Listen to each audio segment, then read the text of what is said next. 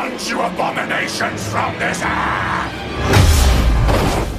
Okay, let's be honest. If you've ever wanted to unleash piranhas on your enemies, wear black year-round, and solve murders before lunch, you might be a little bit Wednesday Addams. But how did this deadpan legend go from a creepy cartoon kid to Netflix's psychic, sword-fighting, crime-solving goth icon? Welcome back to your nerdy show. I'm your host, Spoiler Master. Today, we're diving headfirst, preferably without the head, into the dark and delightful evolution of Wednesday Addams. From her morbid beginnings in Charles Addams's comics to becoming the queen of Nevermore Academy, we're breaking down everything. Her powers, her weird little hobbies, her combat skills, and yeah, that iconic dance move you tried in the mirror. Don't lie. So grab your black umbrella, ignore your feelings, and let's explore the anatomy of everyone's favorite emotionally unavailable detective. This is Wednesday Addams, like you've never seen her before.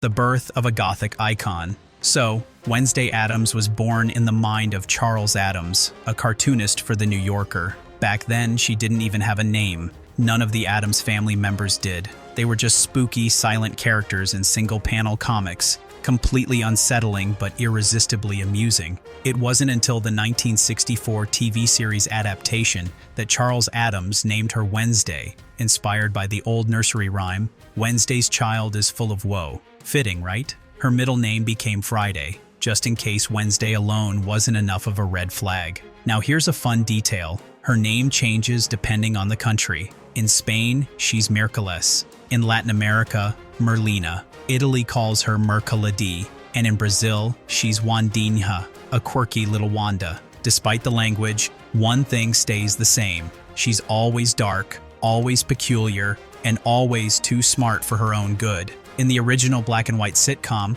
Wednesday was a lot sweeter than we're used to seeing now. She had hobbies like ballet and raising spiders. Her favorite toy? A Marie Antoinette doll, minus the head, courtesy of her brother Pugsley and a tiny guillotine. Yes, it was her idea. She was 6 years old, casually sketching decapitated trees and writing poetry about her pet spider, Homer. Just adorable Addams family stuff.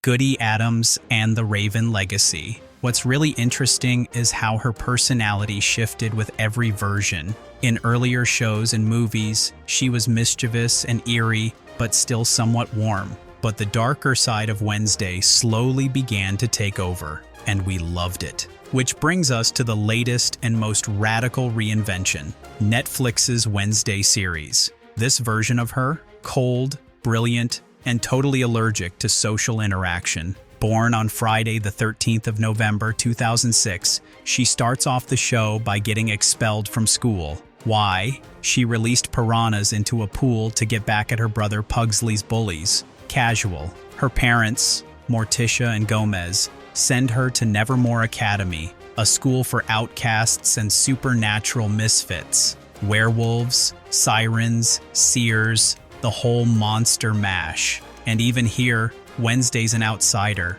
but she's not bothered. She thrives on being the weirdest in the room. And then there's her roommate, Enid Sinclair. She's all sunshine, color, and K-pop. Literally everything Wednesday hates. Their odd couple dynamic becomes one of the show's highlights. And despite herself, Wednesday starts to form real connections with Enid, with Eugene, the adorable bee-obsessed kid, even with Xavier Thorpe and Tyler Galpin, though both boys come with serious red flags. Spoiler alert, one's a monster and the other's a monster. Speaking of monsters, the big mystery in Season 1 revolves around a string of gruesome killings in the nearby town of Jericho. Wednesday finds herself investigating, drawn in by her emerging psychic powers, another inheritance from her family's strange, shadowy past. Through visions and secrets, she learns about her ancestor, Goody Addams,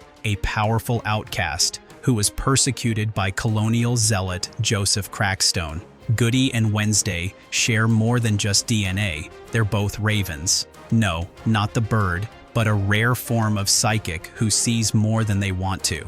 Goody becomes Wednesday's spiritual guide, showing her visions of the past, like the haunting Gates mansion and Crackstone's buried secrets. But that's not the only drama. Wednesday's father, Gomez, is accused of murder. Turns out it's linked to the Gates family too. Back in the day, Garrett Gates was obsessed with Morticia and planned to poison the students of Nevermore, but in a twisted accident, he ended up killing himself. Wednesday uncovers the truth and clears her father's name, earning some long overdue respect from her mother in the process. Things escalate. The town mayor, Noble Walker, is run over right after discovering too much. The school's founder, Nathaniel Faulkner's journal vanishes, and someone stabs Thing. Yes, the disembodied hand who's basically Wednesday's sidekick/therapist. It gets personal. Wednesday spirals into detective mode, hunting down the Hyde, a savage monster controlled by someone behind the scenes. And then the bomb drops. The Hyde is Tyler, her sort of boyfriend. The person controlling him? Marilyn Thornhill, a Nevermore teacher who turns out to be Laurel Gates, Garrett's long-lost sister, the final piece of this dark puzzle. Laurel's plan? Use Wednesday's blood to resurrect Joseph Crackstone, the original bigot who wanted to wipe out outcasts entirely. In a jaw-dropping moment, Crackstone is brought back from the dead. He's full of hate and pretty much immortal, until Wednesday channels every drop of pain, courage, and rage to stab him in the heart and end his crusade for good. But it comes at a price. Goody Addams sacrifices her connection to Wednesday to save her life. Larissa Weems, Nevermore's principal and secret shapeshifter, is murdered. And the school, though saved, is shut down early for the semester. In the end, we see a different Wednesday. Still sarcastic, still deadly, but a little more open to connection. She hugs Enid, an emotional Everest for her, and accepts a cell phone from Xavier. A phone she didn't ask for, by the way. But she's intrigued when it lights up with anonymous, creepy messages. That final scene teases what's next. Wednesday has a stalker, a new threat, maybe even a new nemesis. And honestly, she looks thrilled. These are the body parts missing from the monster's victims. Come on! Wednesday, Addams' anatomy explored in detail. Let's take a closer look at Wednesday Addams. Not just who she is, but what she is. Because honestly, Wednesday isn't just some goth teen with a deadpan stare and a sharp tongue. She's a brilliant tactician, a skilled combatant, a psychic powerhouse, and a walking encyclopedia of the macabre. She's practically a gothic superhero, wrapped in monochrome fashion and sarcasm. So let's break down her anatomy, physically, mentally, and supernaturally. Starting with her appearance, Wednesday has stayed largely consistent across her many adaptations. But the Netflix version really sharpened her aesthetic into something iconic. She has long black braids, pale skin, and a stare that can cut glass. Her dark brown eyes are usually highlighted with black eyeshadow, and she often wears black nail polish, and sometimes black lipstick. Her wardrobe? Strictly black and white. Literally, no color allowed. As Morticia says in episode 1, Wednesday is allergic to color, and she doesn't wear the indigo Nevermore uniform like the other students. Instead, she rocks a custom black version, complete with a black tie and white collar. That collar, by the way, is a subtle nod to her vintage looks from earlier adaptations. Even her accessories carry meaning. She wears an obsidian talisman from her mother, obsidian being a protective stone, of course. For her birthday, her roommate Enid gives her a black snood, which she reluctantly accepts. She loses it later during her investigation at the Gates mansion. And when she shows up to the Raven dance, she steals the spotlight in a frilly raven-like black dress from an antique store. Gothic elegance at its best. But don't let the looks fool you. Wednesday's personality is even sharper than her wardrobe. There will be no escape for you.